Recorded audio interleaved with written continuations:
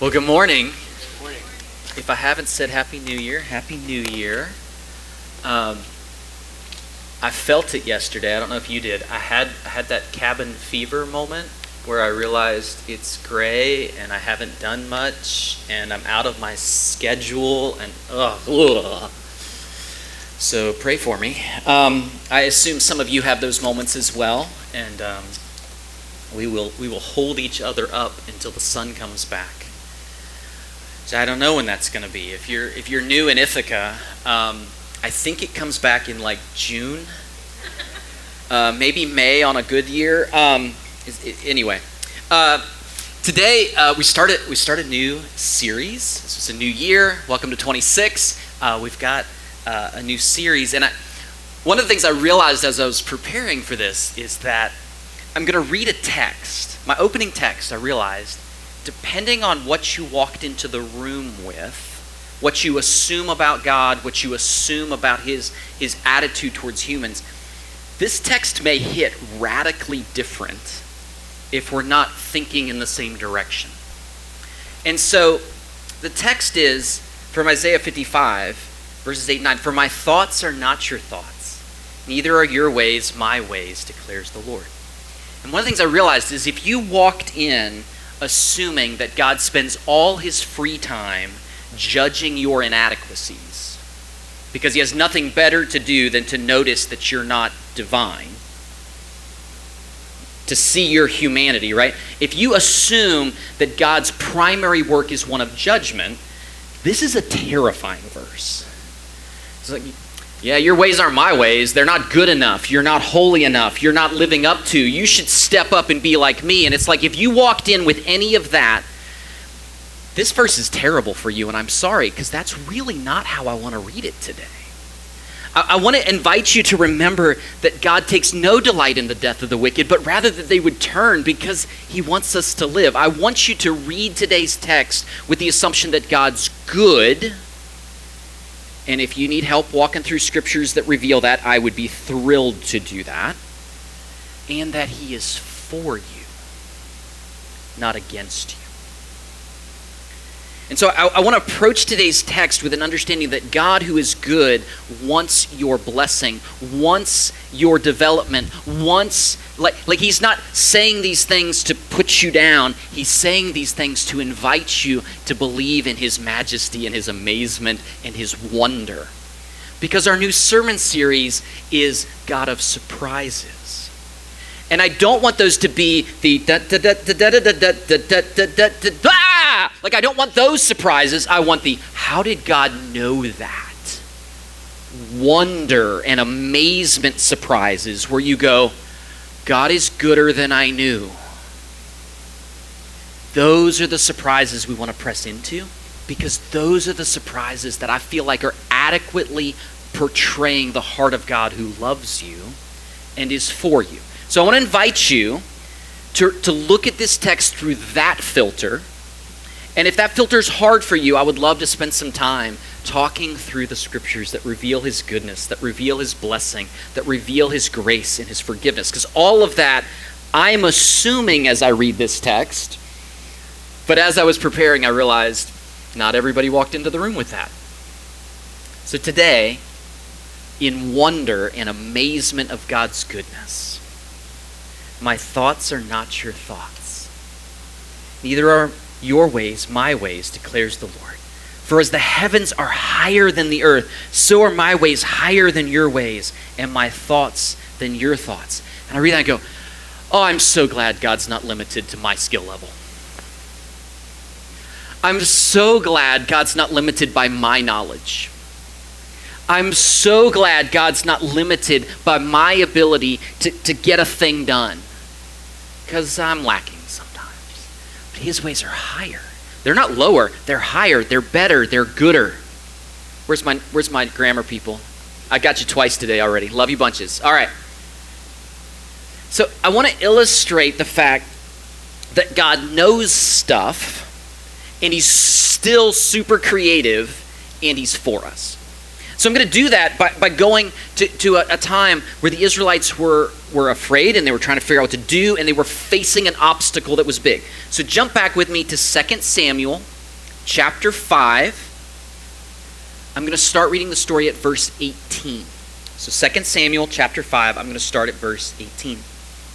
When the Philistines heard that David had been anointed king over Israel, all of the Philistines went up to search for David.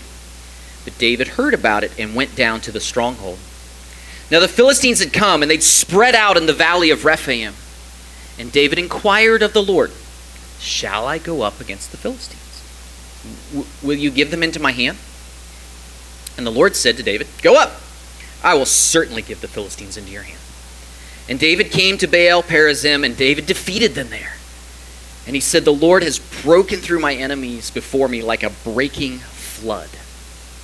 Therefore the name of that place is Baal Perazim, which is the God of breaking through, or the God of, is that right? Help me Hebrew guy. Okay. Right, the God of breaking through. So he named the place after what God did. And therefore the name of that place. Okay. The Philistines left their idols there, and David and his men carried them away. Okay. So like facing an obstacle. Hey God, should we go up? Yep, go up. And they win. Great. So we never need to inquire of the Lord again, because we now know how this works. Whenever we face an obstacle, we just go up, right? Because all of the future will always be the same as all of the past, right? There's no new things, right? I love that some of you are smiling. Okay, so the next verse, right? The next verse. The Philistines came up yet again, and they spread out in the valley of Rephaim, the same place. And when David inquired of the Lord, "Hey God, they're here in the same place. Should we go up?" God said, "You shall not go up." I mean, last time, we faced this exact same. We went up. No, don't go up. Go around to the rear and come up against them opposite the balsam trees. And when you hear the sound of marching in the tops of the balsam trees, then rouse yourself, for then the Lord has gone out before you to strike down the army of the Philistines. So David did as the Lord commanded him and struck down the Philistines from Geba to Gezer. Wait, so same problem, same enemy army, same valley. Shall I go up? Yes. Next time, shall I go up? Nope. What you're going to do is you're going to go around behind over by the balsam trees, and you're going to hide in the balsam trees, and you're going to be ready. And while you're there, when you hear the sound of troops marching in the top of the balsam trees, because that's normal, then you'll know that you should get up and go, and I'll give you victory. And he does. Guys, I don't know exactly how that played out. Like, I'm just kind of imagining David and his men, they've snuck around, they're back in the trees, and they're waiting. And like, is God like sending angels to march on the treetops?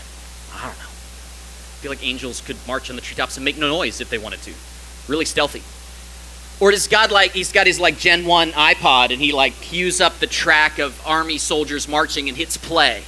Like, I don't know what they heard or how they heard, but what I know is they inquired of the Lord, and they submitted to what he said.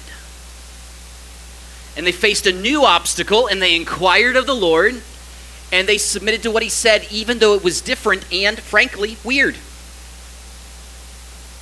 Wait, I'm going to wait for the sound of army troops in the top of the... Okay. What I love, and I mean absolutely love, about David and his men is their willingness to play along with God. Because at the end of the day, God gives them victory, but they had to wield the sword. Like there's some partnership going on in this storyline. But they didn't stubbornly dig in their heels and go, "No, I don't know, I've always done it this way." They played along. And then they got to be surprised by the goodness of God that is new every morning, and sometimes vastly different than you expected. And it demonstrates that God knows stuff that we don't know, and God is creative in his solutions, and it demonstrates the character of the people. I look at the story and I was like, this is kind of fun. We should be like this.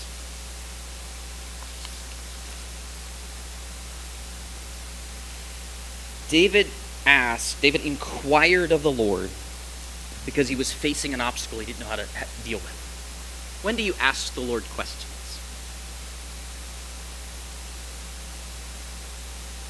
Like, there's times when we're like, everybody prays sometimes. We face an obstacle. it's big and we're scared. We face an obstacle and it's new and it's complicated. We face a future that's uncertain and we don't know what's next. We face something that's beyond our experience, beyond our wisdom, and we go, I could use some help. And we see it throughout the scriptures. Like we see in Judges 1, after the death of Joshua, who had been leading the people for 40-some years in the new land, that's when the people of Israel inquired of the Lord. How are we doing it this time, God? Like, Josh used to tell us what to do, and he's dead, and we don't know what to do. So they inquired of the Lord. So I'm doing this search of inquired of the Lord, and what I'm seeing is a lot of times Israel's inquiring of the Lord when they face a leadership change or when they face a strange question about the future. Right? So after the death of Saul, David knows he's been anointed king, but he's not actually been appointed king by the Israelites yet. And so 2 Samuel 2, after this, that's after Saul died, he inquired of the Lord. Like, should I go do the thing? Should I go up to one of the cities of Judah? Would that be safe? Saul was trying to kill me, but he's dead, but I'm in this uncertain moment. What do I do? And he inquires. The Lord says, go up. Where? Go to Hebron. Okay, so he goes to Hebron, becomes king of Judah. Later he becomes king of all Israel, right? Like there's this shift that happens. But they are inquiring when there's a big unknown that's beyond their wisdom, that's beyond their knowledge. And they're inquiring. Now, to be fair, as I was doing this search on inquiring of the Lord, I found one of the unhappy verses. And I want to share it today because, like, to pretend that sometimes you ask God questions and he doesn't answer, or doesn't answer in a time frame that you would find nice, right? Or doesn't answer in a way that, like, seems helpful. Like, I kind of want to acknowledge the fact that sometimes we ask God questions and it seems like he is silent.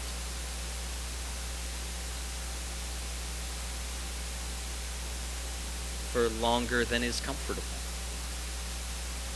And so as I was looking, I came across 1 Samuel 28, 6. When Saul inquired of the Lord did not answer him, either by dreams or by Urim or by prophets. Now, to be fair, he had disobeyed a direct command of God. So, like, there might have been a reason in Saul's story why he wasn't hearing. And I absolutely assume that's not the same situation for y'all. But I came across it and I was like, oh, that's uncomfortable.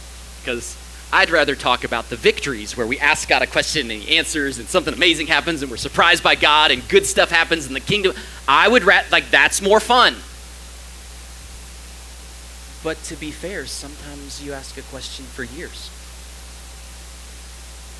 And that's hard. But our posture, whether he's answering quickly or slowly, is the same. You say, hey God, I know that my thoughts are not your thoughts. And I know that my ways are not your ways. And I know that the heavens are higher than the earth and that your ways are that much higher than mine. So I'm going to come to you. Because I don't know what to do. I don't know what to do. And we come with a posture of understanding, God, you're good. And you know stuff. And you're creative. You even know the future. So over the break, Neil deGrasse, you know, the scientist? What is it? Neil deGrasse Tyson. Okay. Sometimes I hate scientists. I just need to admit it. He ruined my day. Absolutely ruined my day. So I'm going to share it with you so I can ruin your day too. I love a good time travel movie. I love that they have to fix the space-time continuum later, right? I love that.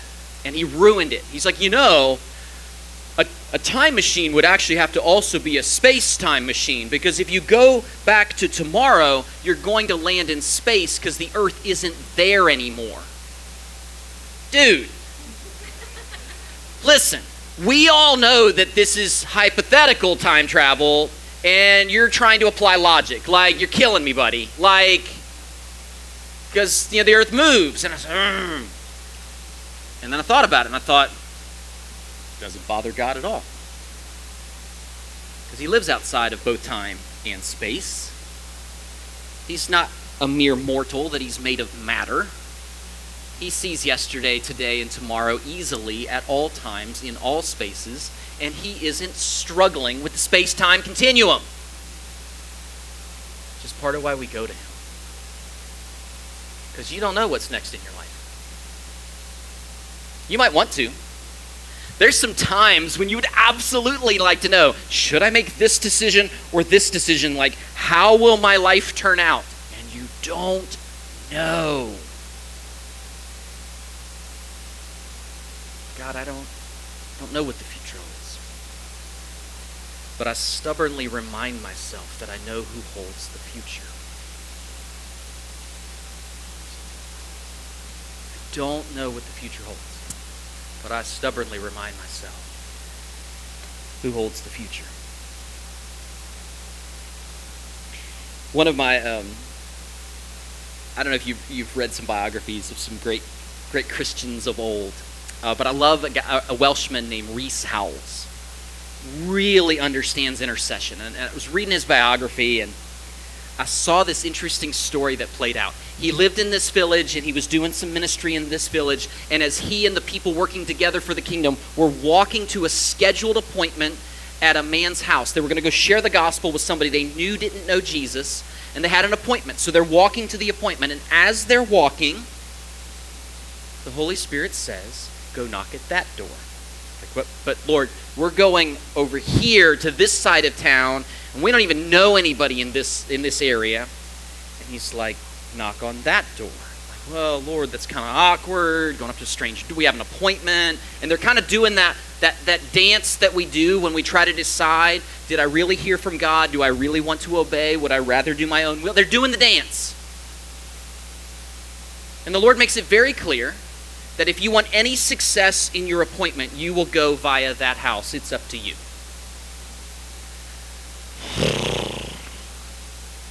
So they go up, kind of sheepishly, and they knock on the door. I was so hoping that was on just for a second. They go knock on the door, and a little girl answers the door. Oh, I'm glad you're here. Come on back. We're expecting you. I beg your pardon? And they take him back, him and the guy that's with him. They go back, and in the back room, there's this lady, and she's laying on the bed, and she's dying. She's dying soon. And she says, I knew you'd come. I've been praying all day for you to come. And they're like, huh? She's like, I don't have peace with God. I know I'm going to die. I know that you guys know him. Would you help me get right with God? I'm going to die soon. And they share the gospel with her, and she prays, and there's this rejoicing, and she dies that day. Whoa. And they go to their appointment with the guy that doesn't know Jesus, who's very grumpy that they're late. And they're like, sorry we're late. God prompted us to answer the prayer of somebody we've never met, and we led her to the Lord, and she has peace with God, and she died, and that's why we're late. And he falls on his knees to the God who can both hear our prayers and answer them through some stranger.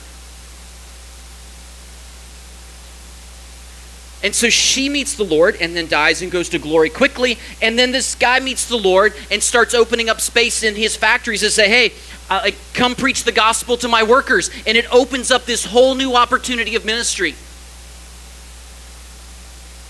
I look at that and I go, wow. How does he do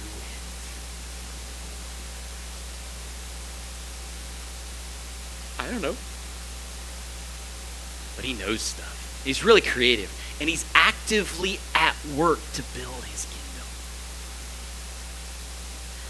I had been sharing some of these stories about listening to God and trying to obey his voice and what God might do. And I still remember the day that my dad, who did not grow up in a tradition where that was an expected reality, he said, I think I heard God's voice today. And I was like, really? Like, that's like, wow. Like, what happened? He's like, well, I'm not sure, but I was driving to church, right, as you do on a Sunday morning, right, as all of you did, or you rode the bus. Like, he's going to church, And I was on such and such a road, and I knew the road, and he's like, and I could see the next seven traffic lights as you go down the hill and back up the hill were all green. And so I'm just going down the road, and I thought it was a thought, but I actually think maybe it was God, but I heard slow down. He's like, and I just kind of took my foot off the accelerator. Like I didn't brake and I didn't stop, but I just kind of eased back as I wrestled with, why would I slow down?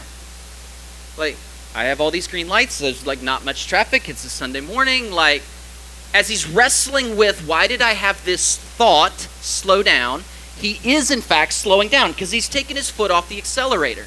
And at the fourth traffic light, a car runs the red light and flies through. He's like, maybe I heard God today. I go, yeah, I think you did, buddy. Like, yeah, you did.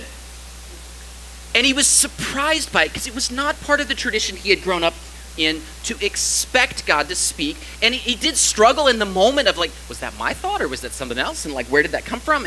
And to be fair, I'm just so thankful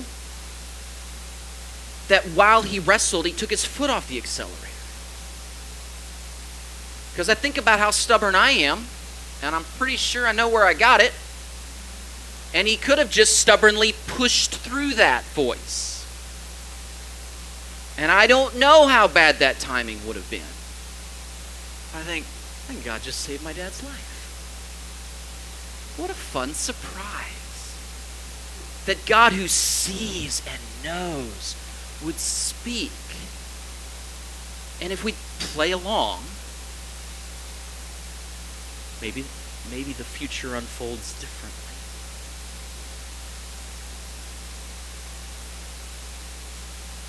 We're going to spend a season learning and being drawn by the wonder and mystery of being surprised by God. We'll talk in this series a little bit about hearing God's voice and what that sounds like and how you'd recognize it and how you know it's not your thoughts. And we'll talk a little bit about hearing.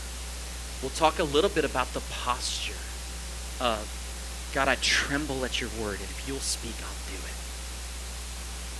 Not my will, but yours is how Jesus modeled that. What does that submission look like? What does obedience look like, even when it's weird? You know, Reese Howes, I don't even know. I'm going to go knock at a stranger's door, and I don't know why I'm knocking. Yeah, that's weird. But it was uncomfortable from here to there. And then I bet it resolved really fast. Right? When you knock on the door, oh, good, you're here. We've been expecting you. Come on back. It's like, okay. You know, like suddenly we're good. And you find out that God has been engineering something for a while. And you got to jump in. I don't know if y'all know this, but God's been up to stuff longer than you. Like, God's been up to stuff longer than you have existed. Your parents were not born. God was still up to stuff. We're in his game. And it is good for us to submit to his authority, to obey his voice, and to see what happens next. All right, so once upon a time, God convinced me that he holds the future. Heather and I had made a major life choice. We were going to have a job change, and we were scared. We were stepping out of certainty into uncertainty, right? So we were scared. And that morning, we decided, okay, we're going to do a thing. And so we, on a whim, changed our plans, went and tried to have lunch with some friends. Could not get them on the phone, could not get them to come to the door. Ended up on their side of town, which we didn't know. And our plans were thwarted. I guess all right, well, let's have lunch, just the two of us then. Like, that's not as fun, but like, we're here. And so I did a quick, little GPS search, restaurants near me. And so we went to a restaurant. And when it was over, I just did the GPS. How do I get home from here? Because it was not my side of town. And I was in Atlanta. Atlanta's big enough that you know your side of town, but you don't know the rest of it. It's too big. And so I just searched, go home, and told my GPS, take me there. And I'm sitting at a traffic light. And I go, oh. Oh, I've seen this one. Hey, Heather, I'm in a dream. She said, what do you mean? I dreamt this exact thing. She's like, what do you mean? So the next car is white is what I mean. And it was. And the next car is blue, and it was. And the next song on the radio is this one, and it was. And the light's going to turn green right now. And she's going, which I think is the only right response to that, right? And I turn, and she goes, when did you have that dream? I said, as a junior in high school, which was 18 years prior than the day we're doing it. And I went, I made 11 random decisions just in the last 2 hours. Right? But from 18 years ago to now, I've made decisions. I'm sitting next to my wife, Heather, who I didn't know 18 years before that day. Whoa. And I was absolutely terrified at a God who could know the future. And I was instantly enthralled that the God who knows my future, who revealed that to me that day, was the God who had led us to make a decision, to make a change. And we were scared about that change, but I was a little less scared now. A little less scared. Okay, God, if you are leading me that clearly, and I'm making this decision, which seems big to me, but, okay, God, wherever you want, we're going. Whatever you want to do, we'll do it. Because you know stuff, and you're good, and you're actively leading. And so this series, we're going to just kind of invite you to experiment with asking God questions, inquiring of the Lord. Shall I go up? He might say yes. Shall I go up? He might say no. Shall I go up? Actually, what I want you to do is this other thing that you've never done before. Ooh, uncomfortable. You may find out that you need to grow in your faith because God's asking you to do something that's uncomfortable. I hope so. And I hope you do it. Because my experience is that he knows more than you. Because his thoughts are not your thoughts. His ways are not your ways. They're higher. They're not dumber, they're smarter. They're not limited by time, they are timeless.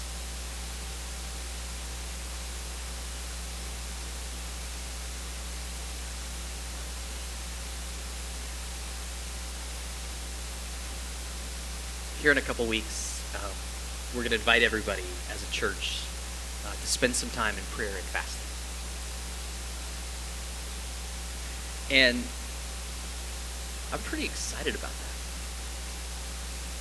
Because I think he's going to tell us some stuff. And I think he's going to tell us some stuff where you hear something and you find the courage to say, I think I heard God say this. And then 7 people go, that's the same thing he's telling me. Right? So that we get the confirmation through the body of Christ of what God's up to. So I'm pretty excited about it. Because for some of you, you might be in my dad's situation where it's not been part of your tradition to expect God to speak. And it's not been your experience yet to hear him give you some direction. But you might get to encounter him and be surprised by God. We're going to invite you to try. We're going to invite you to try. And we're going to ask God to meet us there. So on the 18th, we're going to start a fast. I want to clear that up a little bit.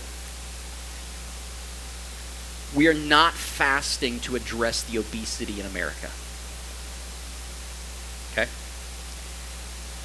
But we also know that if the church in America excelled at teaching fasting, some of America wouldn't be as obese. We live in a place where we fully expect to eat when we want. Right?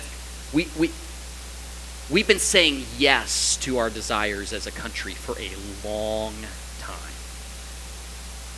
Food, other things. We have been saying yes to our desires for a long time. Fasting invites you to say no to something that is normally good, that you would desire. To say no to something, like it's one thing to go, we should say no to sin. It's another thing, we should say no to something that's good and a normal part of your life. What? That's pretty radical. Yes, so radical. So radical that Jesus said, when you fast, do it this way. He fully expected we would do this. So we're going to do it. And some of you are new at it, and we want to help you get up to speed. Here's fasting. Normal, good, typical thing that I voluntarily say no to for a season because I've decided that spiritual growth is more important.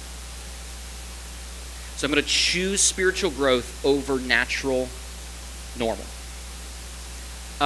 We're going to trade time.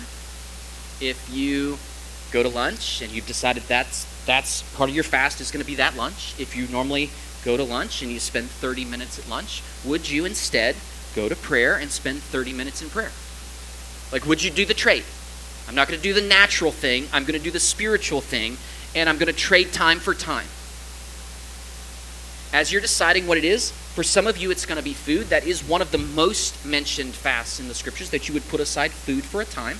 That's totally fine, totally normal. For my coffee drinkers out there, my fellow addicts to caffeine,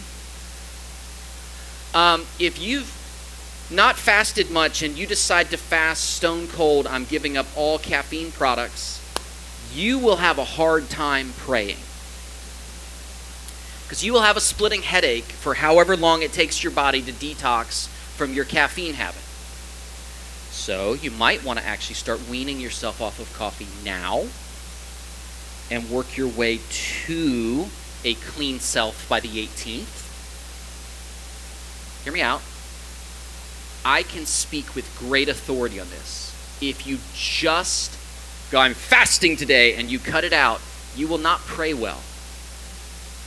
Because you'll be like, why did I commit to such an addiction? Like, I have set aside time to pray and fast and not managed my caffeine and not prayed and fasted well because all I did was suffer. Learn from my mistake.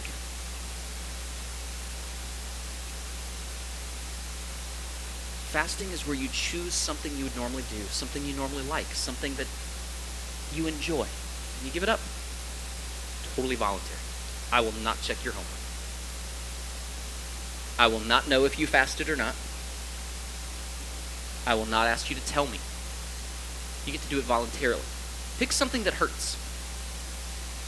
Pick something that you're going to miss. Like, if I fasted from Brussels sprouts, not a big deal. Ain't no Brussels sprouts in my house. Right? That's not a fast. But I've fasted from this little guy before. And I found myself trying to figure out what to do with my hands that were used to scrolling. That's a good fast, honestly. Drink your coffee. Put your phone in the car overnight. Spend a whole evening with no phone. Tell your loved ones ahead of time. But give it a go. Can be food, doesn't have to be food. Pick something that you love, that you can voluntarily do without for a week. For those of you that are like, all the Bible scriptures I'm finding it's food fast, so I'm going to fast for a week. If you've never fasted before, you do not want to start with a 7-day all food fast. I'm just telling you, you don't know what you're doing. Build up to it. It's hard. But if you always put sugar in your coffee, you could make that coffee a lot less enjoyable. And you'd miss it. And it would remind you. And every time you're reminded of the thing you miss, replace it with prayer. You set your phone, you lock your phone away, and you're missing your phone. Pray. Every time. It's choosing spiritual over natural. And you will find out that you are not the boss of you. You will find out that your flesh is the boss of you. Families, you got to give lots of grace when you're fasting because people are jerks when they're hungry. I don't know if you knew that. You'll feel the stuff bubble up. And it's literally one of the goals. It's like, hey, God, I'm going to fast because I want to know you better. I want to get closer to you. And he's like, great, let's make you holy while we're doing it. And he will reveal the stuff that is in you. And you'll go, oh, is that really me? You go, yeah. Okay, God, I'll lay that down. God, I confess. I'm really short-tempered, aren't I? Oh, I'm not very gracious to other people. He's like, no. Let's work on that today. The fun thing about fasting is you're focusing on God, and he refines you in the process. And then increasingly, he begins to reveal his heart to you.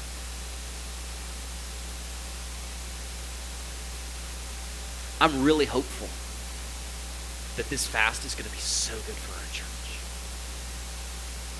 In part, and maybe selfishly, because I've had about 5 people go, hey, Nathan, can we start this new ministry? I go, whoa, that's going to take a lot of people and a lot of focus, a little bit of money. Like that's some work. And I'm looking at our church and I go, we can't do 5 this year. But if 40 of you come up to me with the same one, oh, we're so doing that. Like, we're so doing that. Because you're already signed up at that point. Well, look at God reveals himself in the fast. And then we take David's posture. We go hide in the balsam trees. And we wait till we hear the sound of marching. And we get up and we march with them.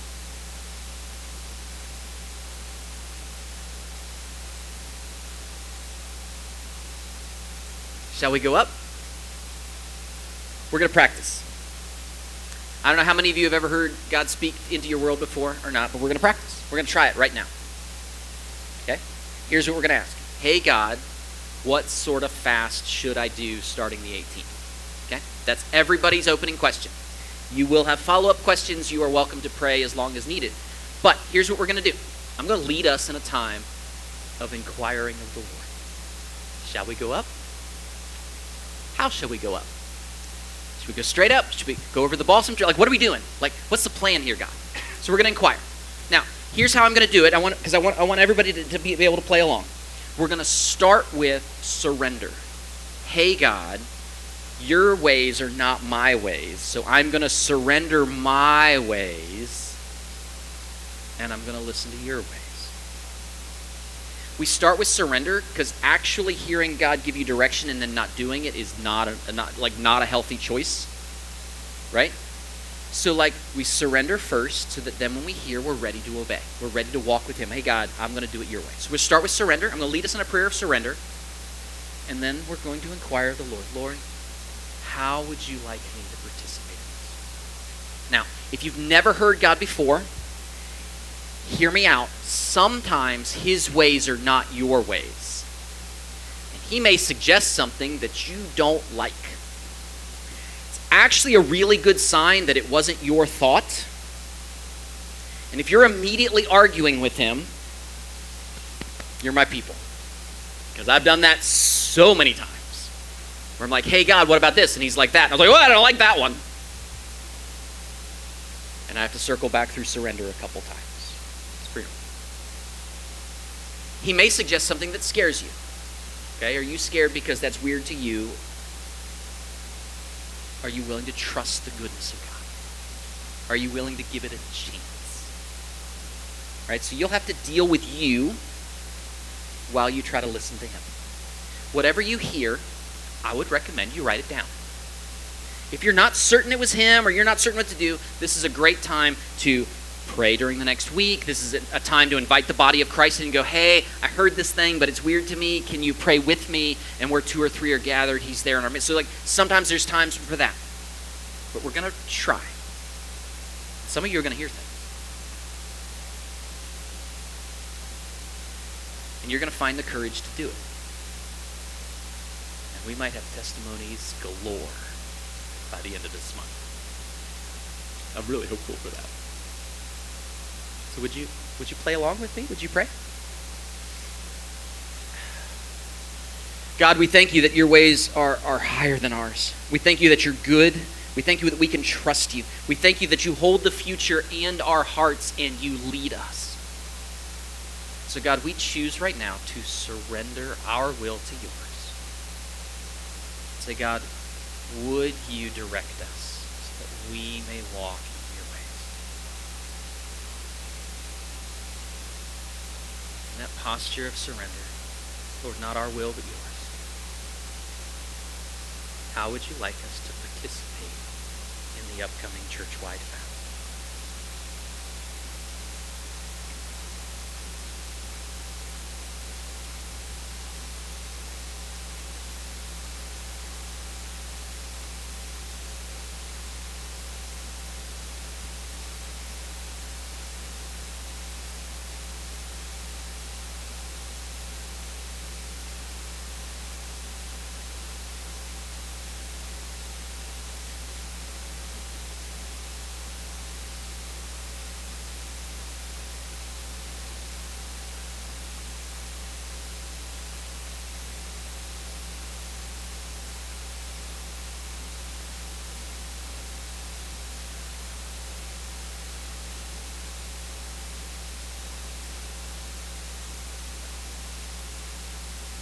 Lord, if there's someone who's struggling with knowing the thought that popped in their head was you or not, would you help them understand? If there's somebody who didn't hear anything yet, would you give them patience to wait for you?